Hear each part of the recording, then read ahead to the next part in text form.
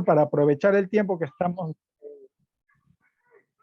con el tiempo justito, entonces para ver y a ver si ya vamos empezando, doctor. Adelante, entonces. ¿No? Bien. Bueno, disculparán los minutos de retraso. Gracias, querido Gustavo. Gracias por tu presencia. Bienvenido, Víctor, bienvenido. ¿Está listo para compartir si desean? Bienvenidos a todos. Listo, mi hermano. Gracias. Bien, bueno, vamos a empezar. A ver, estas son preguntas sueltas. Ya hemos nosotros abordado el tema de la demonología. Por consiguiente, para las personas nuevas, quizás se les haga un poco extraño que no mencionemos términos como, por ejemplo, qué es la demonología, qué es un exorcismo, qué es una influencia. Eso ya lo hemos abordado. Entonces voy a tocar otras preguntas que no son otras cosas más que lo que la misma gente me pregunta, ¿no? Que me escribe a diario, por WhatsApp, por Facebook, etcétera, ¿no? Que son las inquietudes más comunes de cada uno de ustedes. Entonces yo voy a hacer la pregunta, yo mismo la respondo. Al final de la charla habrá un pequeño espacio para unas cuantas preguntitas y lo que sí les voy a rogar es que sean preguntas muy, pero muy concretas, directas, ¿no? Bien, ok. Eso no quiere decir que si necesitan saber qué significa un exorcismo, no me lo pueden hacer, por supuesto. Yo no lo voy a topar ahorita, pero si ustedes me lo quieren preguntar, yo la respondo en la sección de que ustedes pregunten. Bien. Ante todo, gracias al Señor Todopoderoso, bendito, y por supuesto nosotros imploramos siempre la protección de San Miguel Arcángel en estos temas que son de bastante importancia, pero que al mismo tiempo son, vamos, no sé si utilizar la palabra bastante riesgoso en el sentido de que obviamente al diablo, al demonio no le gusta que toquemos estos temas. ¿Por qué? Porque mucha gente vive cegada en los caminos del diablo y muchas veces por ignorancia, ¿no? Pero aquí, para eso estamos en este canal de Enfoque Católico, precisamente para discernir ciertos temas que mucha gente quizás incluso ignora. Y bueno, siempre con un enfoque católico, esto quiere decir enfocado en la sana doctrina y en el magisterio de nuestra iglesia. Y por supuesto, a la luz de la Biblia. Ok, empecemos. Primera pregunta. Para ti, ¿quién es Baal? ¿Quién es Baal? Yo sé que en algún momento hemos escuchado este personaje bíblico que se encuentra tanto en el Antiguo como en el Nuevo Testamento, pero ¿quién es este personaje? Bien, miren, para que entendamos esta pregunta es necesario que nosotros entendamos dos cosas, que contrario quizá a lo que alguna vez hemos escuchado, el pueblo de Israel, ¿sí? El pueblo de los judíos, no siempre fue un pueblo monoteísta. Y es más, en tiempos del rey David, va a sonar quizás un poquito feo lo que voy a decir, en tiempos del rey David, David todavía era politeísta. Si bien es cierto, adoraba a Yahvé, tenía él entre sus divinidades a otros dioses más. Yo sé que quizás esto es algo nuevo que ustedes van a escuchar, pero era así, y tengo cómo demostrarlo desde el punto de vista bíblico. Bien, entonces, entre todo este panteón, la palabra Elohim, que ustedes pueden ver en algunas traducciones bíblicas, significa panteón de dioses. También se puede traducir como Dios, o también se puede traducir como dioses. Entonces, entre este panteón había un dios, el más importante de todas las divinidades, era el dios El. Permítame que traigo aquí una gráfica. Era el dios El, ¿sí? La hice a propósito para ustedes, ¿no? A ver, era el dios El, así como se pronuncia. Este era la divinidad más importante. De ahí viene el término Elohim, ¿sí? Aquí está en caracteres hebreos, porque recuerden ustedes que el hebreo no tiene vocales. Por consiguiente, la primera letra que viene a ser la L, ¿sí? Que viene a ser El, que es el dios, al unirse con la H, formaban la terminología el que está a la cabeza. Es decir, Dios, el gran supremo, el Dios El, que por cierto todavía no era el Dios Yahvé, hay que recalcar eso. Este era el Dios supremo que estaba a la cabeza de todas las divinidades, ¿sí? La M es plural, es decir, el que está a la cabeza de todos los dioses o todos los dioses están a la cabeza de la humanidad. Es por eso que al texto narrativo bíblico que dice, y hagamos al hombre a nuestra imagen y semejanza, vemos nosotros aquí esta definición de forma ya explícita, bíblicamente hablando. Es verdad que después la iglesia cristiana católica, a la luz de la revelación, obviamente, del Espíritu Santo y neotestamentaria, es decir, de los textos bíblicos del Nuevo Testamento, entenderemos que ese hagamos hace una alusión a la Santísima Trinidad como un Dios único y fuera de toda esta creencia mitológica de la cultura hebrea. ¿Ya? Entonces, esta divinidad, él, que tenía una esposa llamada Astarte, ¿sí?, tuvieron varios hijos. Entre estos varios hijos voy a mencionar a los dos más importantes. El primer dios más importante fue el dios Yahvé, que es el dios con que el pueblo judío posteriormente se identificó y se quedó. Pero también tenían a otro dios muy importante, es más, era más importante que el dios Yahvé en cuanto a popularidad, y era el dios Baal. ¿Por qué? Por una sencilla razón. Porque Baal era el dios de la lluvia, de la fertilidad. En cambio, el dios Yahvé era el dios castigador, era un dios no tan misericordioso, sino que al contrario, era un dios que gustaba de que su mandato se obedezca a tal punto de que si no se obedecía, vamos a ver eventos como Sodoma y Gomorra, el diluvio universal, etc. Entonces, este dios, es decir, Baal, era tan importante que cuando pasó el tiempo y se fue instaurando la divinidad del dios Yahvé como única divinidad, ¿qué hicieron? Todos los atributos positivos del dios Baal, hijo del dios El, se los fueron atribuyendo a Yahvé. Y así de esa manera se fue erradicando poco a poco a Baal.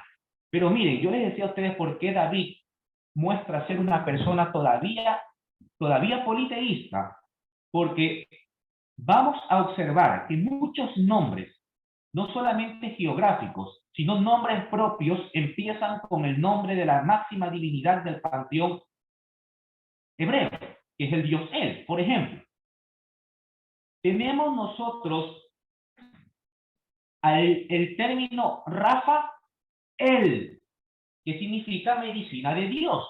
En las cartas de Amarná, allá en torno al año 1350, antes de la era cristiana, ya tenía o ya aparecía el nombre Rafael. Recuerden que Rafa significa medicina, él, el gran Dios. Pero este gran Dios todavía no era Yahvé. ¿Sí?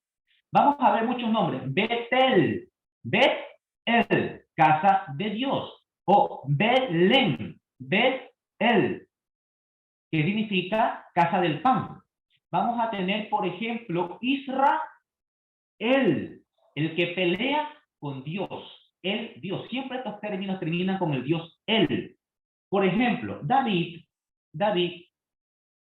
tuvo varios hijos. Entre ellos, a varios de sus hijos le puso el nombre que termina con el nombre de la divinidad él. Ya les voy a mencionar. Esperen un ratito. Ante esto también tenemos, por ejemplo, a la gran profetisa, reina de Israel, ¿sí?, de origen fenicio, Jezabel. Bien, David tuvo, por ejemplo, entre sus hijos a Elishama, a Eliada, Elipalep y Elishua, ¿sí? Entonces vemos cómo en ese entonces poner a los nombres el término El, que significaba la divinidad suprema, era muy común de un pueblo todavía politeísta. Tenemos a Elías, Samuel. Bueno, yo queda claro. Entonces, ahora, Baal con el tiempo fue perdiendo popularidad, mientras que el dios Yahvé subió y se fue instaurando en todo el pueblo de Israel, hasta quedar como una divinidad única. Pero ¿qué pasó con Baal? Cuando llegaron los masoretas, cambiaron la terminación hebrea de Baal-Zebul, ¿sí?, que significa casa o morada del gran dios Baal, y la transformaron por Baal-Zebú, que significa mosca. Es decir, Zebul, que significa casa o morada, la cambian por Zebut, que significa mosca. Y de esa manera, este gran dios del pueblo cananeo y de culturas mucho más antiguas también, terminó convirtiéndose en un demonio. Ahora, eso en cuanto a mitología e historia. Ustedes han escuchado en algún momento a varios exorcistas, entre ellos el padre Amor, el padre José Antonio Fortea, que incluso en este libro, en el Suma Demoníaca, que está acá, bueno, lo tengo acá en mi biblioteca, él menciona que este demonio, Baal Zebul, por importancia jerárquica después de Yahvé, disculpen, después de Satanás, es este ángel poderoso como segundo jerarca. Es más, ellos dicen que en los exorcismos se han encontrado con este personaje. Y recuerden ustedes que en la Edad Media se llevó a cabo el famosísimo milagro de Laon, en Francia, a una niña de 16 años llamada Nicole Aubry, donde por primera vez se realiza un exorcismo público con periodistas, psiquiatras, etc. Y resulta que dicho demonio había sido Baal Zebú, es decir, Bilzebub, o el señor de las moscas. Bien, primera pregunta resuelta. ¿Alguna inquietud? Me la pueden hacer al final. ¿Quién es Leviatán? Yo creo que hemos escuchado en algún momento también a Leviatán. En las escrituras hebreas, es decir, Antiguo Testamento, ¿sí? Vamos a encontrar a este personaje a quien en la mitología ugarítica le llamaban Lotán. Este personaje lo vamos a mencionar una vez, hay más textos por cuestión de tiempo, vamos a irnos a Isaías 27:1. Isaías 27:1, y dice así: aquel día castigará Yahvé con su espada grande, sólida y fuerte, a Leviatán, atentos, serpiente huidiza, a Leviatán, serpiente tortuosa, matará al dragón que mora en el mar. Ok. ¿Quién es este personaje tan importante? Aunque pocas veces mencionado. En la mitología hebrea, la cultura hebrea, este personaje era un personaje marino, ¿sí? De la mitología, repito. Aparece en varios textos. Se le menciona con los títulos de dragón y de serpiente. ¿Por qué la serpiente? Por una sencilla razón. La serpiente era uno de los animales más adorados, venerados y al mismo tiempo odiados por su sagacidad en todo el Oriente Medio y Próximo. Es más, miren, si ustedes van a la mitología egipcia, el gran dios Ra, el dios del sol, era acechado siempre por la serpiente Apophis o Adonis, que quería cada día arrebatarlo a la muerte. Cuando los israelitas caen exiliados a la tierra de Egipto, como lo hicieron también en Babilonia, luego en Roma, etc., estos van a traer culturas de estas regiones y las van a hacer propias. Es por eso que aparece, pues, obviamente, la serpiente como el enemigo número 1 de Dios. Es más, miren, si ustedes, y yo creo que no sé si lo he mencionado acá, si ustedes a lo que revisan el texto del Génesis, donde narra la creación del hombre, ¿sí? Durante la caída de Adán y Eva, quien tienta a Eva es una serpiente, ¿sí? Pero ¿por qué ese animal y no otro? Por lo que ya hemos dicho, por la importancia que tenía la mitología egipcia, ¿sí? Y no se menciona a Satanás. Usted le puede dar 2 o 3 vueltas a ese texto bíblico y nunca lo va a encontrar. ¿Por qué? Por lo que dijimos o por lo que dije en un principio al empezar esta charla, de que es precisamente la revelación del Nuevo Testamento lo que nos da luces sobre elementos del Antiguo Testamento para los cristianos, porque para los judíos se van a quedar ahí en ese momento y van a decir, no, nunca existió Satanás. Era simplemente una prefiguración, era una figura, un símbolo, la serpiente.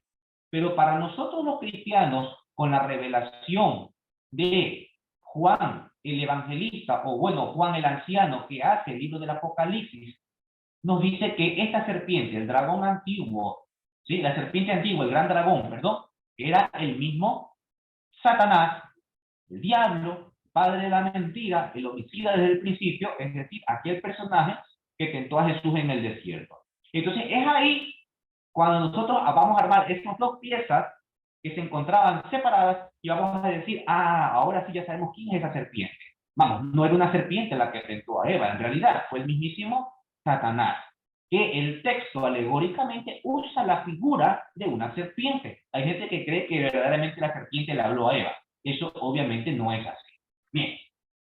Leviatán, al ser un personaje mitológico, vamos, como todo ser mitológico, unos viven en el agua, otros en el cielo, otros en la tierra, también es identificado como una serpiente.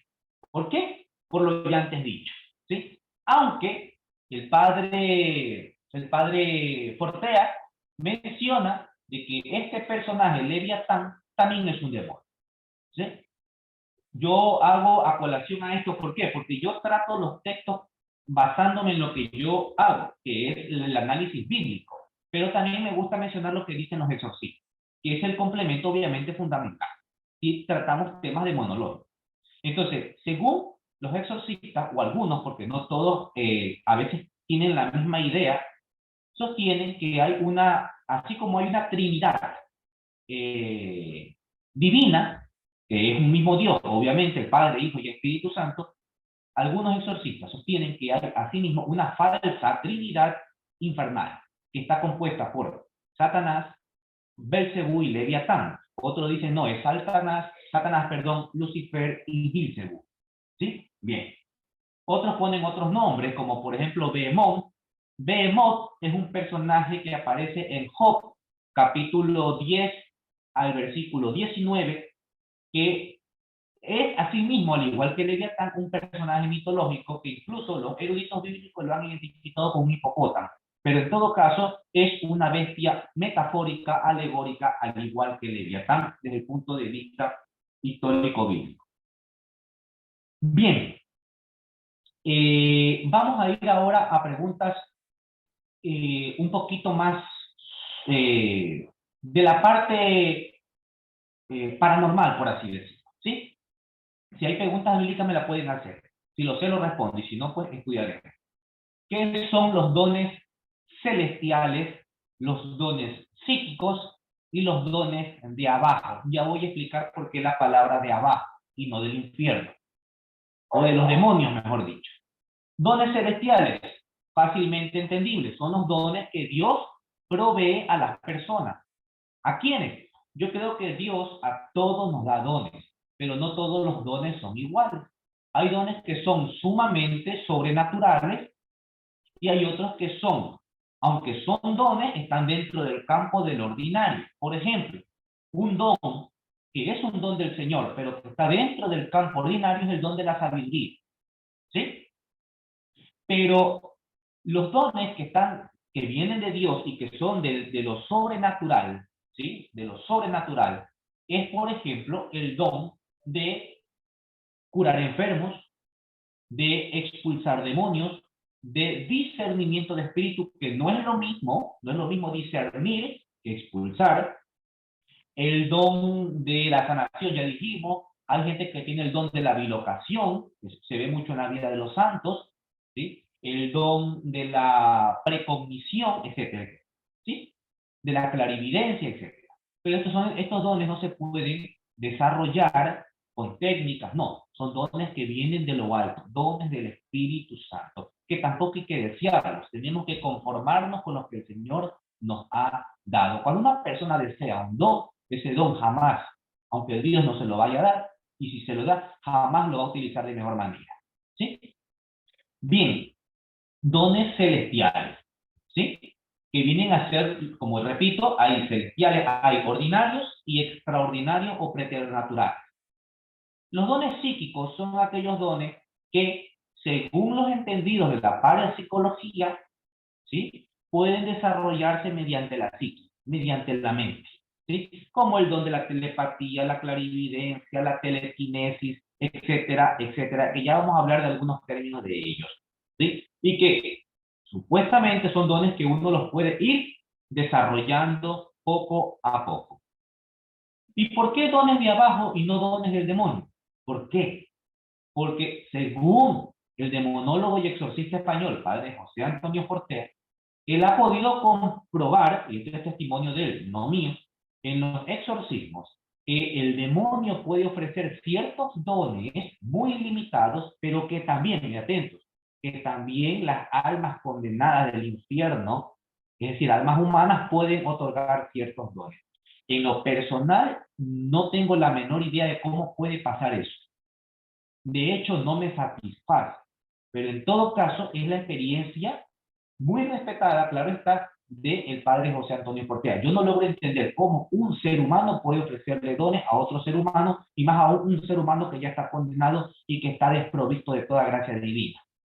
De un demonio puedo creerlo por su naturaleza sobrenatural, que es la espiritual, y que por consiguiente se encuentra en un estatus, no de divinidad, pero sí de naturaleza superior a la de nosotros. Y en ese sentido puede darnos pequeños dones, como por ejemplo el de una sanación, que es muy limitado, el de la adivinación, que es extremadamente limitado, porque en realidad se basa en la intuición, que es lo que el demonio puede ver y nosotros no, en una forma en la que ayuda a un adivino, por ejemplo, a adivinar el futuro, o adivinar ni siquiera el futuro, porque ni siquiera eso puede, sino eventos posteriores, pero al mismo tiempo muy remotos, y que evidentemente son eventos muy fáciles de intuir. ¿Sí? Eso creo que ya lo he abordado aquí también.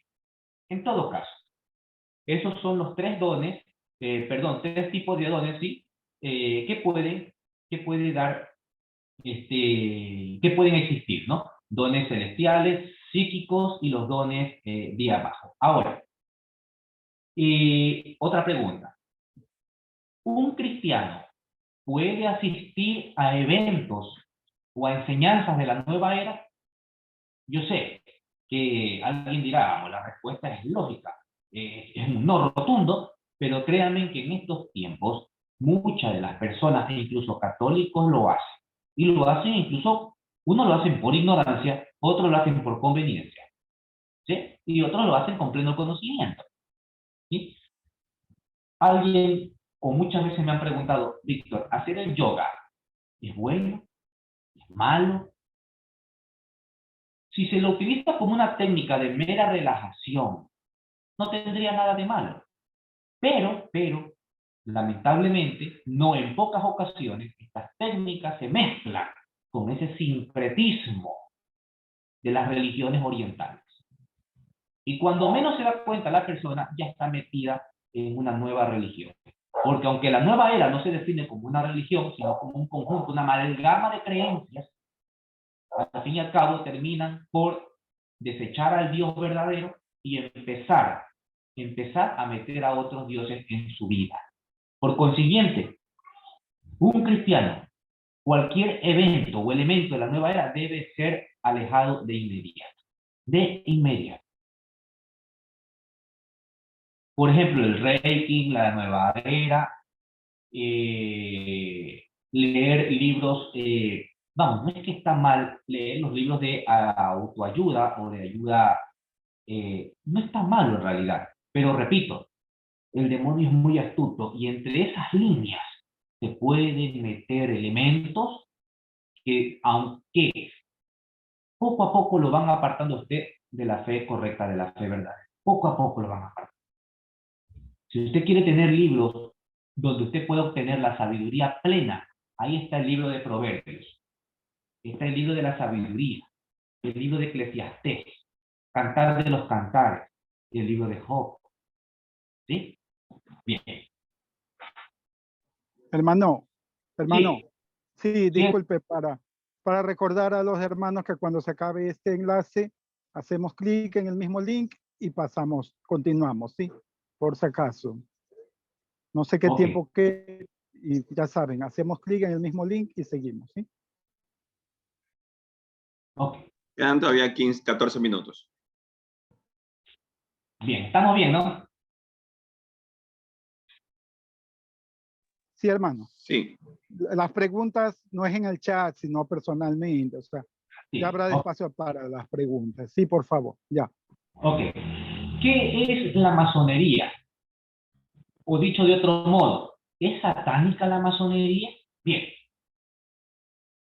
aquí tengo yo un libro sobre la misma masonería, hecho por masones, y yo voy a dar una definición de lo que ellos mismos creen que es la masonería. ¿Sí? Miren, por ejemplo, dice el francmasón Pierre Mariette en su libro Los auténticos hijos de la luz. Dice así: la masonería es el símbolo, es la esencia misma, es la razón del ser de la masonería. Lo visible es el reflejo de lo invisible. Ahora bien, nosotros los masones nos expresamos por símbolos no para distinguirnos de los demás seres humanos, sino simplemente por una necesidad inherente a cualquier conocimiento verdadero. El objetivo de los símbolos no debe ocultarse. Su objetivo es seleccionar a quienes, integrándolos, se muestren dignos de la verdad. Miren, en Suiza, déjenme ver dónde está esta página. Déjenme ver. Hubo una reunión en Suiza.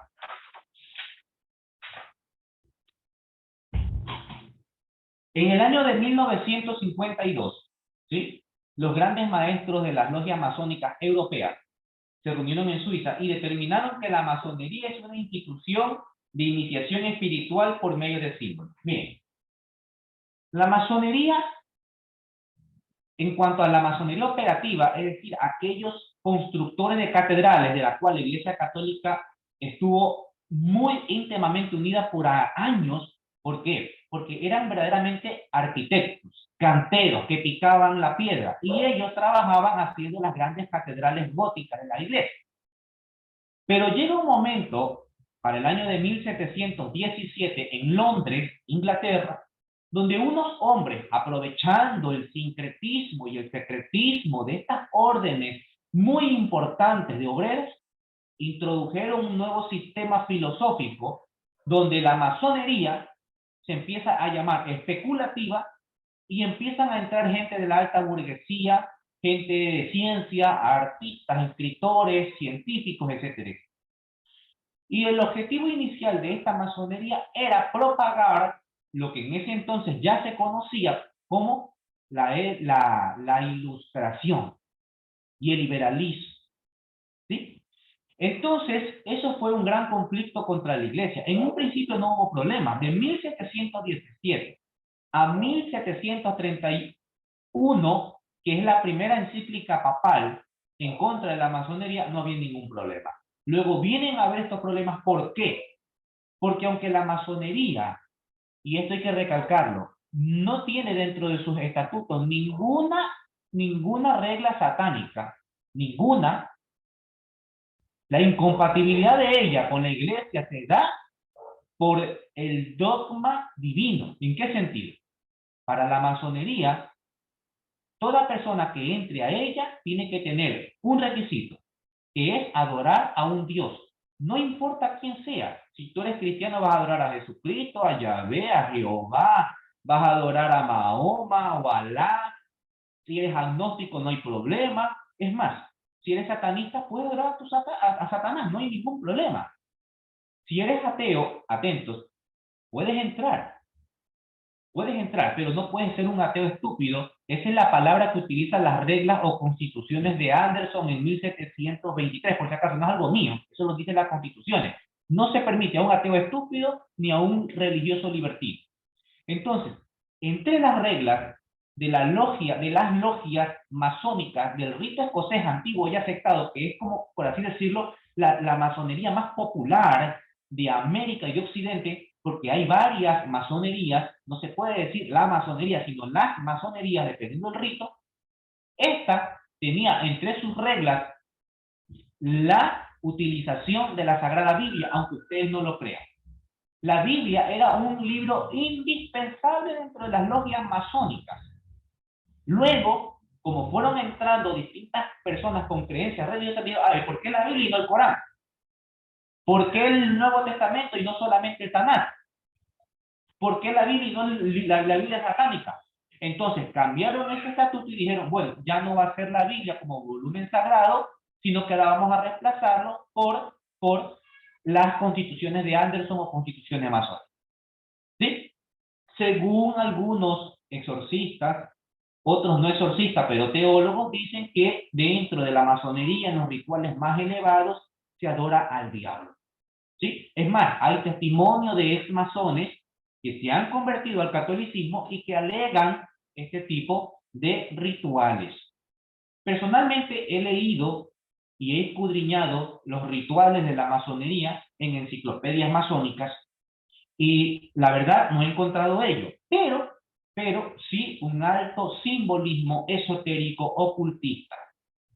Aunque, como repito, en los reglamentos masónicos no existe entre ella una afinidad directa como al satanismo, sí podemos alegar que grandes personajes que han pertenecido a la masonería han sido satanistas. Por ejemplo, René Guénon, por ejemplo, Albert Piquet, ¿sí? Por poner dos ejemplos de los más grandes. E incluso el mismísimo Carlos Marx, hay quienes dicen que sí perteneció a la masonería, otros que no perteneció a la masonería. Esos son temas un poco más que abarcarían otro tema. Pero aquí en este libro, que ustedes lo pueden adquirir en la librería Jesús de la Divina Misericordia, ¿sí? Ahí, por ejemplo, en la Sociedad Libanesa, acá en Guayaquil, en la calle Boyacá, y la otra calle creo que es Clemente Ballén. No, es 10 de agosto, me parece. En este libro se revela el satanismo, las creencias satánicas del padre del comunismo, Carlos Marx. ¿Sí? No voy a entrar a leer cada uno de ellos porque aquí ustedes lo pueden conseguir. Bien. Según el padre Fortea, y ustedes pueden investigarlo en el libro Exorcística, que también lo venden en esa librería, él pregunta y responde: ¿es satánica la masonería? Este demonólogo y exorcista dice claramente que no, porque los ideales de la masonería tenían como base fundamental adorar al Dios Supremo. Y luego cada quien adoró a su propia divinidad. Pero eso no quiere decir que la masonería, en primer lugar, no sea incompatible. Es incompatible con la Iglesia Católica. Es decir, un católico que penetre en los misterios ocultos y simbólicos de la masonería es condenado ipso facto, más allá de que cae en pecado mortal, que es lógico. Entonces, por si acaso, estoy hablando desde el punto de vista histórico, no vaya a creer a alguien que estoy diciendo, viva la masonería, pueden ser masones. Está totalmente excomulgada hasta el último concilio, no ha habido revocación alguna, aun cuando los masones interpretaron en el Concilio Vaticano II que ésta estaba prácticamente liberada de toda excomunión. No es así. Se ratificó y lo ha ratificado su santidad el Papa Francisco. Bien, no, hablar de la masonería es demasiado, así que hasta ahí acerca de la masonería. ¿Se puede caer en superstición con elementos cristianos? Por supuesto que sí. Hay personas que, sin ser devotas, sin ser practicantes, sin ir a la misa, a la comunión, sin rezar diario, sin embargo, no dejan a un lado los sacramentales porque creen que estos sacramentales lo van a salvar, lo van a proteger, le van a dar dinero, le van a dar salud, y eso está mal. Estos elementos sirven como medio para nuestra santificación en vía de la oración. ¿Sí? Y dentro del campo de la demonología, es decir, en el exorcismo, en la liberación de casas infectadas, en la liberación o influencia de personas, los sacramentales juegan un papel demasiado importante. ¿Cuáles son? Y los voy a nombrar porque hay gente que me ha nombrado sacramentales que ni por acá, y sin embargo los tienen como sacramentales. Son crucifijo, Sagrada Biblia, rosario, medalla de San Benito, sal exorcizada, agua bendita, aceite exorcizado. Más nada. ¿Sí? Hay gente que, claro, eso no quiere decir que no puedas utilizar, por ejemplo, una imagen de San Antonio que esté exorcizada. Sí, pero atentos. Siempre con mucha meticulosidad. Porque recuerden que en librerías de la nueva era también venden elementos o imágenes que son aparentemente cristianas. Una de las más famosas que siempre se confunden entre una cristiana y una no cristiana es la de San Judas Tadeo. También venden imágenes de el hermano, creo que ya es beato, ¿verdad? El doctor Gregorio Hernández, ¿no? Y así. Entonces hay que también saber dónde comprar las imágenes, dónde comprar y obtener los sacramentales, ¿sí? Y ustedes como hermanos católicos, que normalmente la gran mayoría de ustedes acuden a parroquias y sirven a las parroquias, estar pendientes. Hay gente que va con galones de agua que les bendiga el Padre. ¿Por qué van con galones de agua? ¿Por qué? ¿Van a venderlo? ¿Qué van a hacer con un galón de agua? Hay que estar pendiente de esa situación. Porque estas cosas, aunque ustedes no lo crean y han de creer que yo estoy exagerado, muchas veces se utilizan para profanar. Para profanar, o incluso, aunque no sea para profanar, para comercializar. Yo he visto casos que venden agua bendita en las botellas. ¿Sí? Se las venden a las personas por dinero, obviamente a cambio de dinero. Entonces, ¿por qué te va con un galón de agua? ¿Por qué tanto? Pilas con eso, ¿sí? No solo con el agua. Cuando ahora, a raíz de la pandemia, la gente comulga en la mano. Entonces, hay que estar atentos. Yo cuando estoy en la misa, yo siempre voy, yo soy el último en comulgar, porque yo me pongo a fijar de toda la fila que va. Y yo no me levanto hasta que no haya comulgado el último y que yo haya visto que la Sagrada Hostia se la ha llevado a la boca. Si alguien la recibe en la mano, entonces hay que estar atento. Si se la lleva a su asiento, hey, no, hermano, por favor, tenga la amabilidad a que administre la Eucaristía en este momento. Allá no. Y en el último de los casos, pues hasta allá se lo sigue. Y hay que estar pendientes. ¿Por qué? Porque pueden profanar la Sagrada Eucaristía. ¿Sí? Y nosotros somos custodios de las cosas sagradas. Y más aún de la Sagrada Eucaristía, que es el cuerpo real, vivo, presente de nuestro Señor Jesucristo. ¿Sí? Bien, otra más. Tenemos un minuto. Listo. ¿Tiene eficacia el juego de la Ouija? A mí me han preguntado y cuando yo digo sí se me han reído. Entonces yo les digo, bueno, inténtalo. Ya no lo quieren intentar y si no me da miedo. Entonces, ¿por qué te ríes? Si crees que no tiene ninguna eficacia, entonces hazlo, pues, ahí está. Puedes hacerlo, búscalo. El juego de la Ouija fácilmente, se lo puede hacer fácilmente a mano incluso. Porque en sí, el problema no radica, o la eficacia, mejor dicho, no radica en el elemento. ¿Sí? Porque incluso hay varias formas de hacer Ouija. ¿Sí? Uno le llaman la copa, etcétera. Lo que tiene importancia es la invocación espiritista que hay en ella. ¿Sí? Que normalmente la gente que ignora el